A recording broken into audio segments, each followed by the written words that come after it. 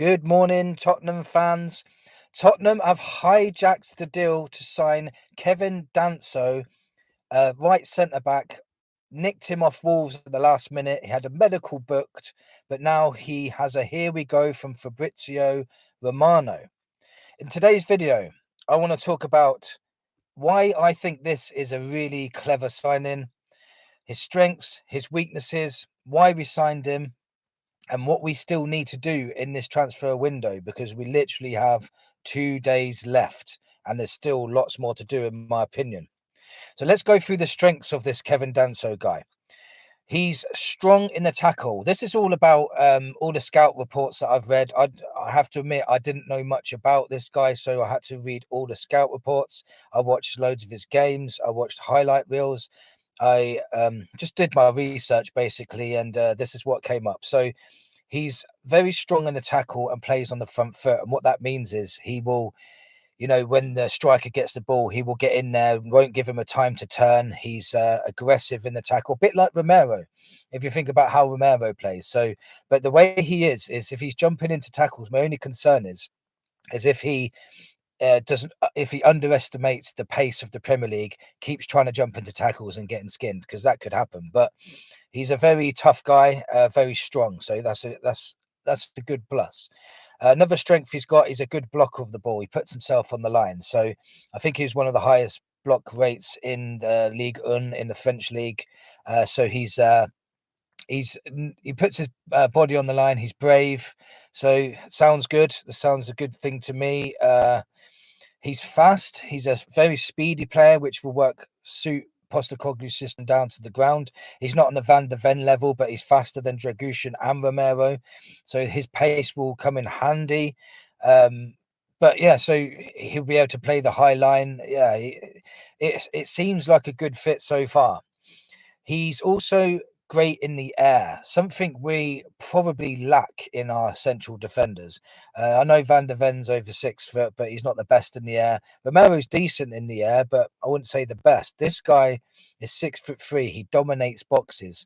He's also good in the opposition box. He scores goals every season with his head from corners. He's good at defending corners. He's good at defending set pieces, something we're probably missing. So quite a decent attribute to have for us. His concentration levels is a strength as well. Basically, he keeps his concentration levels for 90 minutes, which is probably imperative if you could come in to join the Premier League, because you lose concentration even for 1 second, you could be punished. One more strength I can talk about is probably more experience. So we've been bringing in a lot of 18-year-olds lately, and this guy is 26 years old. He's an Austrian international, so he will bring international experience to our back line. He will help the midfield in front of us if Bergvall's playing, etc. So yeah, experienced international. So that's another good strength. So his weaknesses. One of these weaknesses for me is it could be misconstrued by the stats, because his pass completion rate in France is 85%, which is pretty low, but especially for a defender who plays it around the back.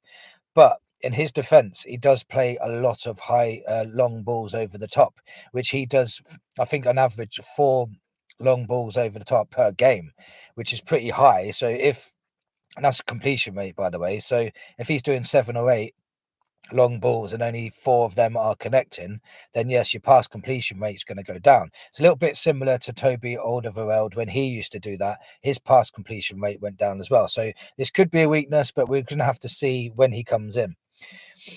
This next weakness is probably a little bit concerning, because scouts reports say he struggles when being pressed. So basically, he struggles playing out the back when teams press him. And we all know the Premier League, most teams press now. So let's just hope he can improve on that. Dragushin, I feel, has improved on his passing rate. You never know. We just need to see him. Stats can be one thing, but eye test is another. So, we can't just judge him all on these stats, even the good stats. Like, the good stats might not be as good because he's playing in a weaker league. See what I'm saying? So the reason we signed him is pretty simple, really. We all know he wasn't our first choice centre back option, but because of Dragushin's injury, we were going to go for a left-sided centre-back, but now we've got Van der Ven and Davis back, so it makes sense now to get a right-sided centre-back to cover Dragushin. If you look at all his stats, his stats are actually better than Dragushin's, but again, he's playing in a weaker league. So, yeah, and another reason why we signed him is because of his attributes that I just mentioned. His attributes are something that fits into the Postecoglou systems, something that he can just come in and, I think Len's playing attacking football as well, so he's used to that sort of football. Probably not used to the Postecoglou football, but he's used to attacking football. So why is this a clever signing? Well, listen to this. Danso came through the academy at NK Dons and Reading. This makes him a homegrown player, which is brilliant. This is exactly what we need, especially for things like the Europa League. Because now in the Europa League, Lancashire has gone out on loan to West Brom, which means that Danso can come in and take his place in Europa League. So we have another defender there, which we badly needed because we didn't have much cover. And then Jed Spence can come in for Forster because we've already got another goalie to come in there. So we'll have two quality defenders coming in. Hopefully Danso's quality, we need to find out. But if he is, we've got two more defenders coming in to play in the Europa League, which would give us more of a rotation for if we're playing league football as well to try and get ourselves up the league. So it's very, very clever. And the fact that he's an Austrian international, we're getting him for just over 20 million as well. It could be a bargain, but we're going to have to see. Again, we're going to have to give it time. He's not used to the Premier League at the moment. If he could hit the ground running like Van der Ven, then that would be amazing. So what do we still need to do in this transfer window? So in my opinion, I still think we need a natural left back. Jed Spence does a brilliant job covering for your doggy, but I'd love to see him play right back because he's putting in so many good performances at left back. I just want to see our players have a bit more balance and all play in the positions that they need to be playing in.